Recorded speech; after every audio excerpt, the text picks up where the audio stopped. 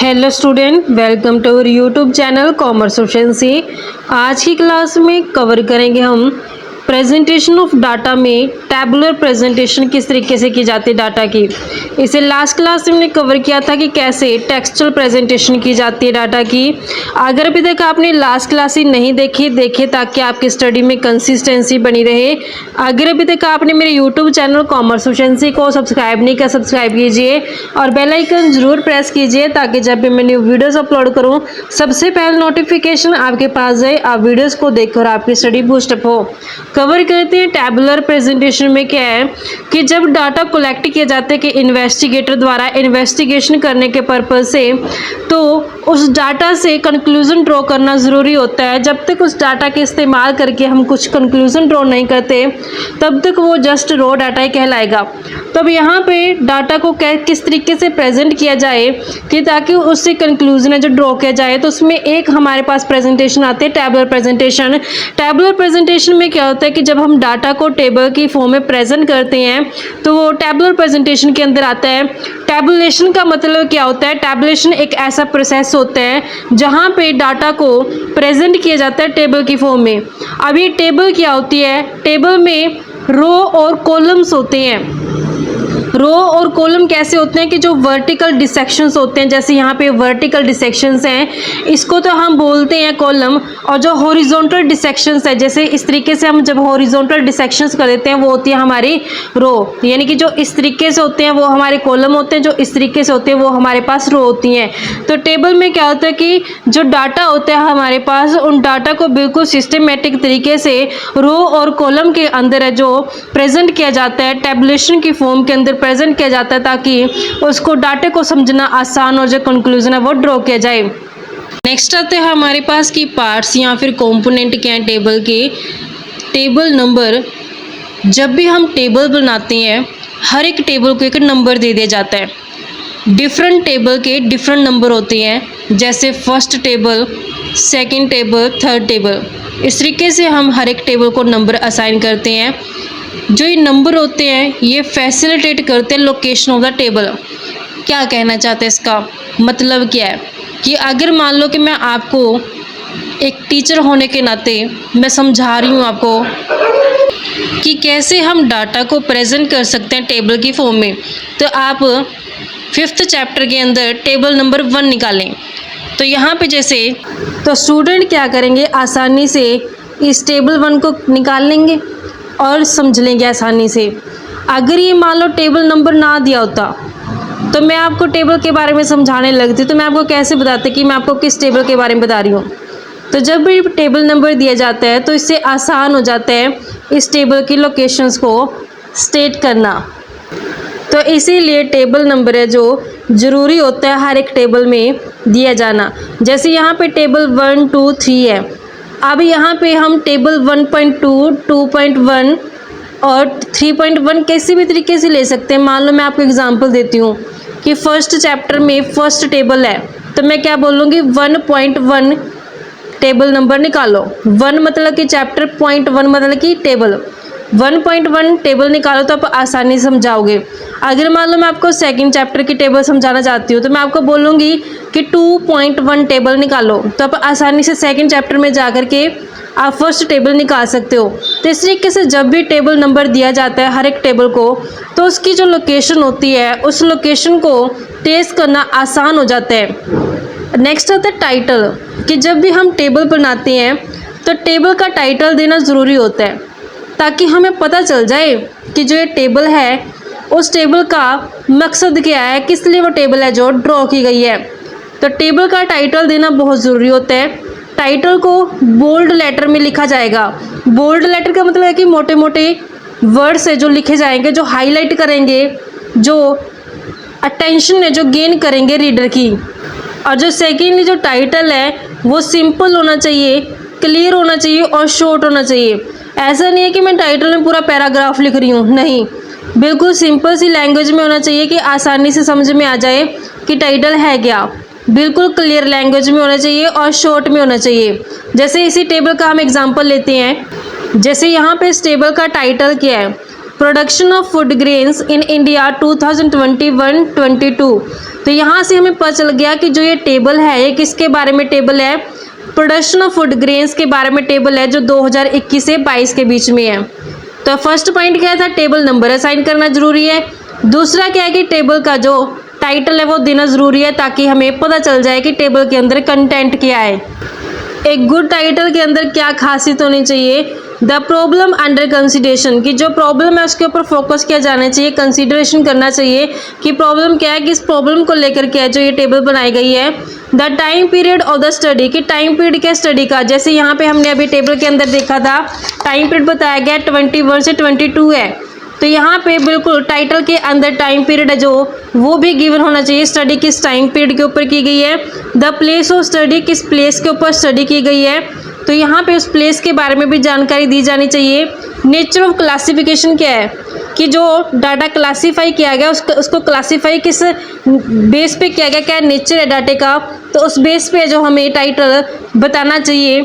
एक good title है जो short but complete in all respect, एक गुड टाइटल शॉर्ट तो होना ही चाहिए लेकिन वो कंप्लीट होना चाहिए, जो हमें इंफॉर्मेशन देनी है वो कंप्लीट इंफॉर्मेशन है जो टाइटल के अंदर पता लगानी चाहिए कि क्या है जो कंप्लीट इंफॉर्मेशन टेबल के अंदर है जो दी जानी है, उसके बारे में टाइटल के अंदर पहले से बता देना चाहिए। ऐसा नहीं है कि टाइटल शॉर्ट करने के चक्कर में हम जो मेन इंफॉर्मेशन है वही ना दें टाइटल के अंदर, ऐसा नहीं होना चाहिए।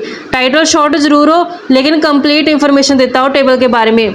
नेक्स्ट आता है हेड नोट। अगर मान लेते हैं कि टाइटल के अंदर हम कंप्लीट इंफॉर्मेशन नहीं दे पाए तो हमें किसकी सहायता लेनी पड़ती है, हेड नोट की सहायता लेनी पड़ती है। हेड नोट से कंप्लीट हो जाती है वो इंफॉर्मेशन जो टेबल के टाइटल के अंदर देनी थी। जो यूनिट्स होते हैं डाटा की, यानी कि जो डाटा हमने टेबल के अंदर दिखाना है जो उसकी यूनिट होती हैं, जैसे लैक्स की फॉर्म में, टन की फॉर्म में, वो प्रेफर की जाती है ब्रैकेट के अंदर। हेड नोट जब हम दिखाएंगे उसमें ब्रैकेट के अंदर दिखा देंगे कि जो डाटा है हमारा वो लाख में है या फिर टन में है। जैसा कि यहाँ पे जो ये हेड नोट दिया गया है कि total in lakhs, tonne and percentage, तो हमें इस हेड नोट से पता चल गया कि जो ये डाटा है किस में है, लाखों में है, टन में है और परसेंटेज में है। नेक्स्ट पार्ट होता है टेबल का स्टब। स्टब क्या होते हैं कि जो हम टेबल के अंदर रो बनाते हैं तो उस रो का जो टाइटल होता है उसे स्टब बोला जाता है। तो स्टब से हमें पता चल जाता है कि जिस रो का टाइटल क्या है, उस रो के अंदर कौन कौन से जो इंफॉर्मेशन दी जाएगी, तो उस रो के टाइटल से हमें पता चल जाता है। जैसे एग्जांपल के लिए, जैसे ये टेबल है हमारे पास, रो इस तरीके से होती हैं, ये हमारे पास रो होती हैं, यानी कि जो ये हमारी हॉरिजॉन्टल लाइन है ये किस चीज़ को बताती है, रो को बताती है। तो जो हमारे पास स्टब है, स्टब किसे बोलेंगे, जैसे यहाँ पे राइस है तो राइस बताता है कि जो ये इस रो के अंदर जो इन्फॉर्मेशन दी गई है वो सभी किसके बारे में, राइस के बारे में है। वीट जो टाइटल बताता है कि जो इस रो के अंदर इंफॉर्मेशन दी गई है सभी वीट के बारे में है। अदर्स जो टाइटल है रो का वो बताता है कि जो इन्फॉर्मेशन है सभी अदर्स के बारे में बताएगी। तो इस तरीके से हमारी जो रो का टाइटल होता है उसी को स्टब बोलते हैं। तो जितनी भी इस स्टब से टाइटल से रिलेटेड इन्फॉर्मेशन होती है वो सभी हमने रो के अंदर दिखानी होती है। जो इस तरीके से हमारे पास वर्टिकल लाइन होती है, ये वर्टिकल लाइन तो होते हैं कॉलम, और जो ये हॉरिजॉन्टल लाइन होती है ये होती है रो। तो रो के टाइटल को स्टब बोला जाता है। नेक्स्ट आते हैं कैप्शंस। कैप्शन क्या होता है, जो कॉलम का टाइटल होता है उसे कैप्शन बोला जाता है।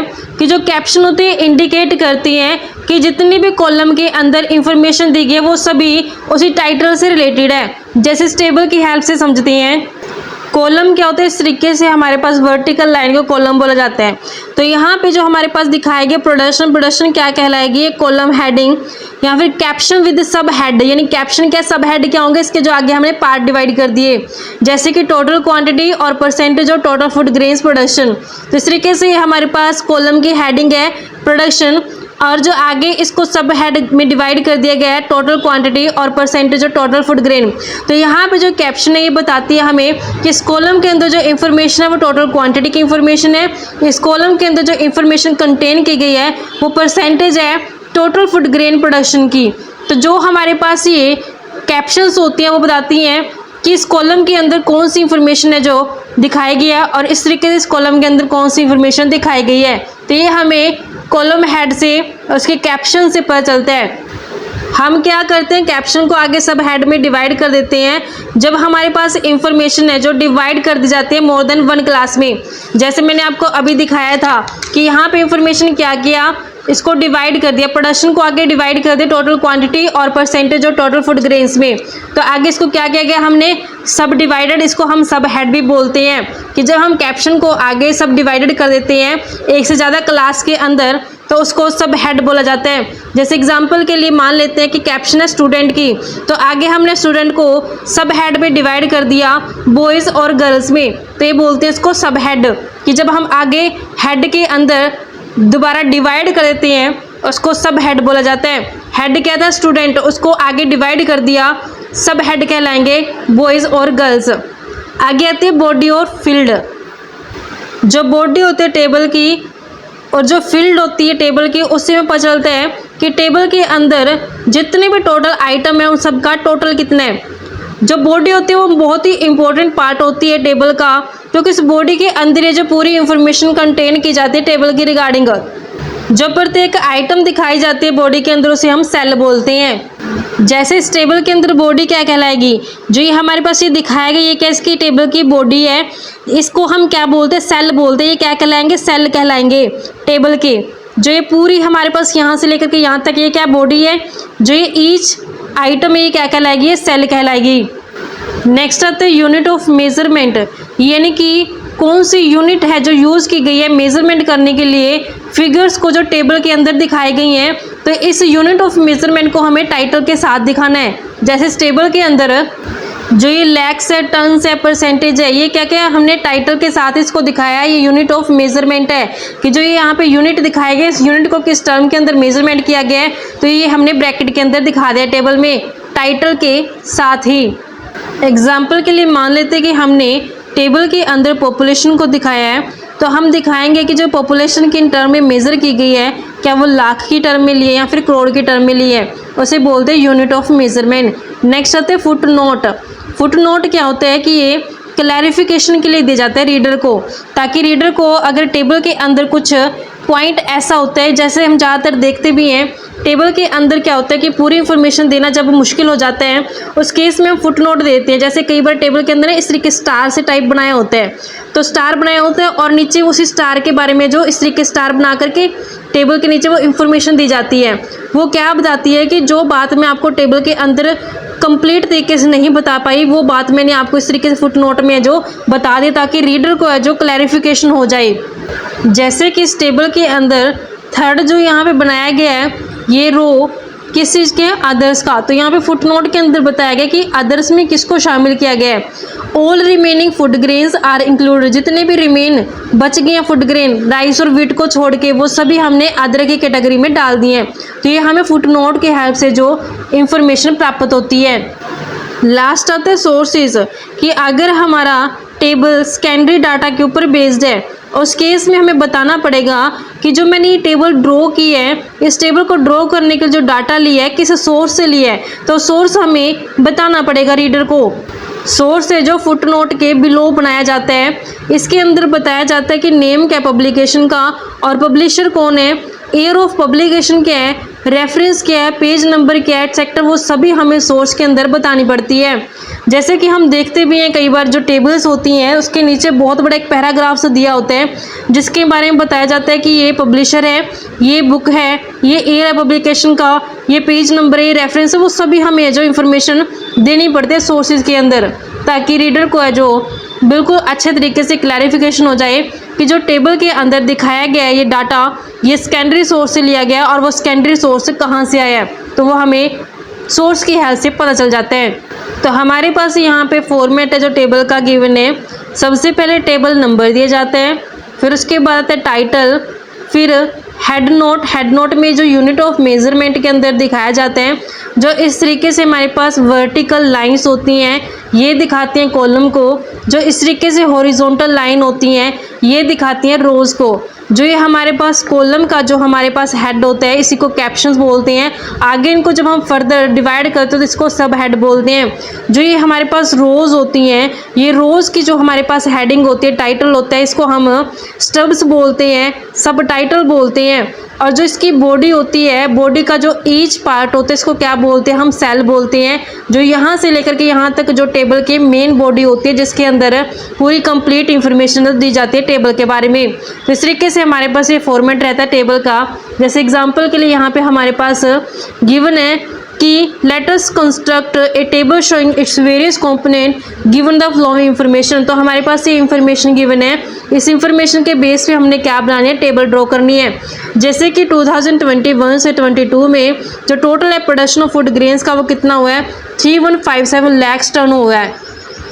Of which productions of rice wheat and other crops वास। तो यहाँ पे हमें गिवन है कि कितना प्रोडक्शन राइस का हुआ है और कितना प्रोडक्शन वीट का और अदर्स का हुआ है। Percentage shares of rice wheat and other, तो हमें यहाँ पे परसेंटेज जो शेयर है इनका वो भी गिवन है, फूड ग्रेन्स का तीनों का ही हमें गिवन है, राइस वीट और अदर का। तो हमने क्या करना है, इस डाटा की इंफॉर्मेशन की हेल्प से टेबल ड्रॉ करनी है। सबसे पहले हम इस टेबल को नंबर देते हैं, टेबल 1 नंबर है ये। Is a tabular presentation of the given statistical information, कि ये क्या है, स्टैटिस्टिकल इंफॉर्मेशन देती है। टेबल प्रेजेंटेशन के अंदर हम इसको यानी कि ड्रॉ करते हैं। तो टेबल 1 के अंदर जो टाइटल दिया गया है, किस चीज़ का टाइटल है, ये टेबल जो बनाएंगे किसके बारे में बनाएंगे, production of food grains in India के बारे में बनाएंगे। और जो टाइम पीरियड वो भी बता दिया जाता है 21 से लेकर के 22 का जो ये प्रोडक्शन फूड ग्रेन्स का इंक्लूड किया गया इसमें। और उसके बाद हमने ये क्या करें, नेक्स्ट जो यूनिट ऑफ मेजरमेंट होती है वो बताई जाती है यहाँ पे हेड नोट के अंदर। इसमें क्या है कि हमने जो यूनिट है वो किसके अंदर लेनी है, टोटल लाख और टन के और परसेंटेज के अंदर लेनी है। तो ये हमारे पास जो कॉलम है और ये हमारे पास इस तरीके से रो है। और इस जो इंफॉर्मेशन को हमने इस टेबल के अंदर ड्रॉ कर देना है। फूड ग्रेन में हमारे पास 3 तरीके के फूड ग्रेन है, राइस वीट और अदर्स। फिर ऐसे ही इनकी हमारे पास एक तो क्वांटिटी गिवन है और दूसरा परसेंटेज गिवन है। तो हमने क्या किया, ये इस तरीके से हमने ये रो को टाइटल दे दिया जिसे हमने स्टब बोला है। और ये हमारे पास जो मेन है ये क्या कहलाएगा, ये कैप्शन कहलाएगा।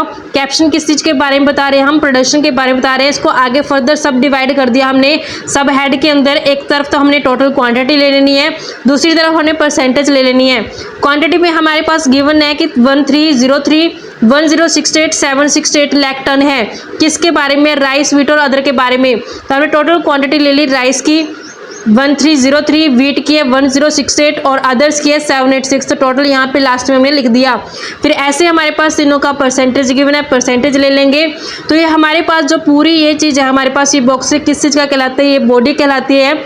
ये बॉडी कहलाएगी हमारे पास जो टेबल है उसकी। और जो हमारे पास ईच आइटम है ये सेल कहलाएगा। और जो लास्ट है फुट नोट है, फुट नोट में हमने बताया कि जो ये अदर का कॉलम लिया गया इसमें शामिल किया गया जितने भी रिमेनिंग फूड ग्रेन्स होते हैं। और सोर्सेज कहाँ से लिया गया, ये इकोनॉमिक सर्वे 22-23 से डाटा लिया गया है। तो इस तरीके से हमारे पास ये टेबल रहती है बच्चों। आई होप क्या वो क्लियर हो गया है।